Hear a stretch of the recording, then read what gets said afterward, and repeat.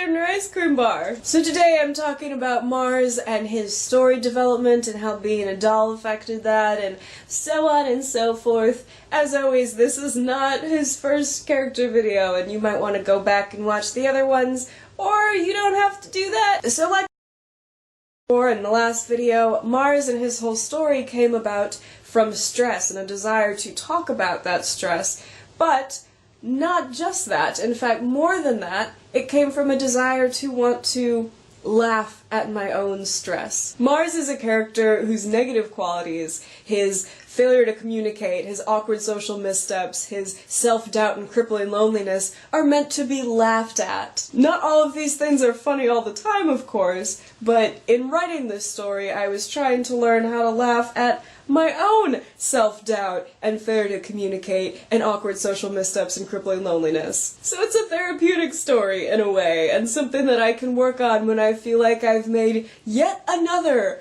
totally avoidable personal blunder, because my life is comedy gold. The story was also inspired by my occasional desire to binge watch a bunch of TV shows that I watched as a kid, and the horrible dubbing that went on and the ridiculousness of the plots that these shows had. Marshall's story was kind of about making fun of that stuff and poking fun at it, in a loving way, of course. But I got bored of that too quickly, and I overdeveloped things like I like to do, and it became this whole thing about, you know, personal development, personal growth, whatever. But that's okay. The whole thing was also going to be animated, but then I realized that I hadn't seriously animated anything in like 7 years, so, that didn't happen. And probably will never happen. I'm so sorry. Anyway, just aspect of the story in case for the last all of the videos, it seemed like his story was not supposed to be a comedy, in case it seemed like Mars was not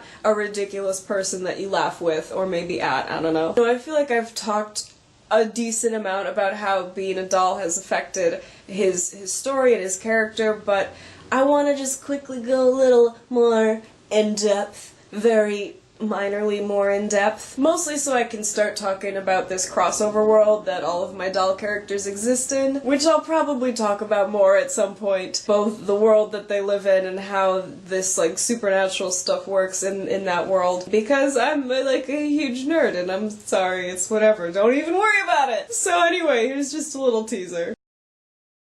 Chelsea was a character that didn't have much backstory, and became part of Mars's story when I realized how similar he was to the quasi-villain in his story. Regardless, I already knew what Chelsea was and why he was around my other doll characters, and that actually really helped inform me about how Marshall's story had to end. Mainly that Marshall and Chelsea were both still alive, and that Chelsea never comes back to Mars. I'm not exactly sure what happens in between the time of the end of Marshall's story and the beginning of the doll crossover world, but I have a feeling it went kind of like this. So Mars, who's gone through better times or worse times and a lot of stuff in his own head, has decided that he can't really move on with his life until he gets closure with Chelsea.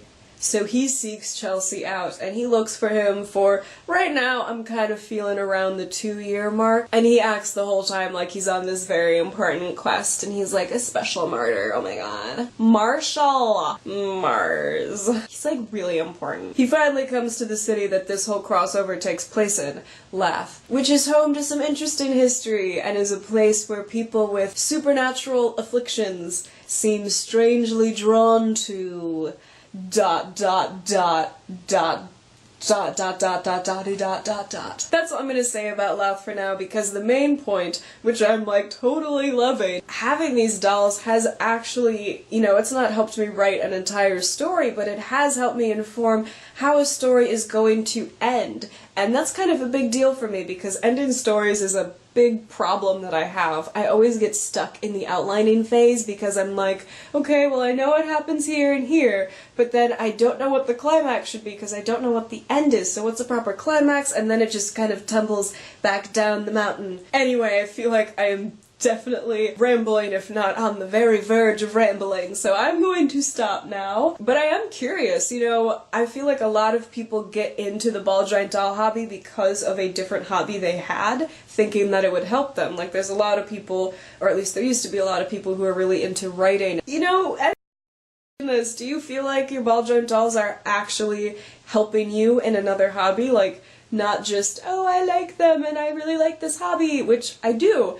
but the fact that they are actually helping me develop a story, that's like the most crazy awesome thing ever. So I was just curious, you know, what else experiences? That was English. Good. Wow. Is anyone else having a similar experience, is what I meant to ask. Thank you guys for watching, and let me know if you're curious about hearing more about this kind of crossover world that my doll characters exist in. I haven't really talked about it, and I probably will regardless if you're interested in hearing about it or not, so I'm sorry.